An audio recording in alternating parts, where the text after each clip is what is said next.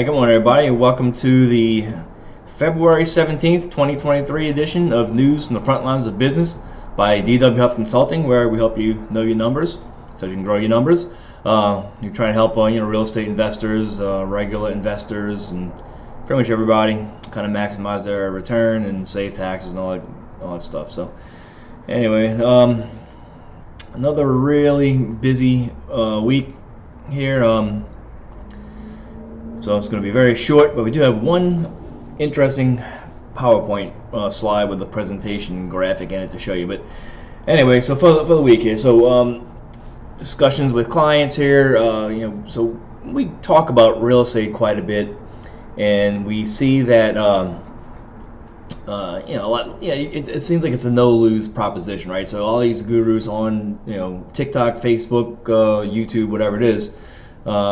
They'll talk about just buying and rehabbing and all that kind of stuff, and talk about how just $50,000 to $100,000 of profit is realized and all these deals. But I think it's worth noting, because this came up once, and the purchase price of those properties is really where you make the money at. So you can lose money on these deals, and if you think about it, a lot of times people don't realize that they've lost money because they put a lot of that personal time into it. So people that are good at certain trades, they may spend some time painting or doing drywall, and that time is like money. If you had to pay somebody to do that, there's a real cost there. If nothing else, an opportunity cost. So so I guess we got to back up a little bit before we start any kind of rental real estate, or if it's a rehab for flipping purposes, whatever it is. We got to focus on what you're paying for the property when you buy it. So we got to make sure that we're getting a good deal before we take on any project. So just be careful, because all this stuff. We talk about real estate a lot, and it is definitely the most common way that we've seen of really people that have a significant amount of assets. They always have a decent amount of real estate available. So. But we got to be careful that we making smart deals on the buy side, even more so than on the sell side.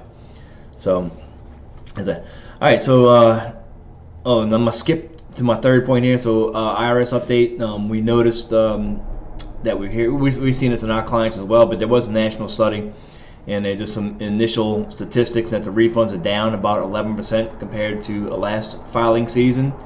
I don't know if that's exactly 11% for us, but we are seeing similar, refund reductions, and so that's a couple of reasons for that. I think child tax credit, because a lot of people that are filing now tend to have children and have some of those credits available, so that reduction seems to be absolutely one part of it, but there's probably some other reductions as well, some of the credits and different things. So. Be careful of that. But hey, so here's this other article I saw. So there is a link in the bio, and it shows how millionaires allocate their investments. So if the chart's a little bit hard to read, definitely click on the link in the bio and see this more. But basically at different tiers, so at 10,000 of net worth all the way up to $1 billion of net worth, it kind of shows you what portion of the different things that we talk about make up your net worth. So for this guy here at 10,000, who would be in our build category, in our build, grow, enjoy system, just starting out, a big percentage of his money is just liquid cash. So and that's smart. So at that point in the game, you'd want to definitely have some money in reserve, more so than anything else. But then the next biggest chunk is his primary residence, vehicles. And then after that, you get into the 401ks and retirement plans, and then everything else is just negligible. But as you move up a little bit, so I think in our case, most of the people that we work with have been at it for a while and a little bit older, so they're in the 100 to the 1 million category. And you see, I guess as you get up there a little bit, that you buy a bigger house apparently, that takes up a bigger portion of your net worth. That absolutely is what we're seeing. Vehicles, so things like nobody really upgrades at this wealth level. Nobody really upgrades the vehicles, but they do have more in their 401k, because I think they're typically older at this point in time, so they have more in those retirement assets and that kind of thing. Then as you get up, you notice things shift downwards a little bit, kind of as expected. More in retirement plan, but you start seeing this on the far right hand blue side here. That's business interest.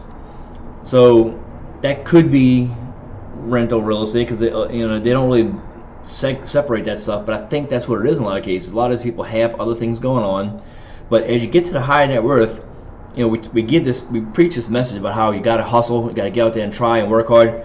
But at the higher net worth categories, those guys all have substantial business interests. So yeah, so I take that back. The real estate is a small sliver. So they do have real estate, but the real big money has business interests. So that goes back to that $1 billion Roth IRA discussion we probably used in the past, where you self-directed things, and so the real money has some kind of hustle going on. But if they are in control, that they're not working a job somewhere and saving, because as you kind of say at the lower levels, where the job, they don't show you what the income bracket is, but early on in your career, you probably don't have a successful business at that point. So you're working somewhere and hopefully making a decent money, but that's not going to get you to the higher levels of wealth. So I did put a link in the bio. It's a very interesting article, so read it, check it out, and let me know any thoughts, observations, or questions that you might have in the comments here, because I found this breakdown. I was looking at this chart for an hour, just blown away not blown away. I guess a lot of stuff is self-fulfilling, I guess, as far as what I would have expected to see, but there are a couple surprises here in some of the categories, and I was just interested. I had to dig into the data a little bit to kind of try to see some of the author's observations as to why these things may be.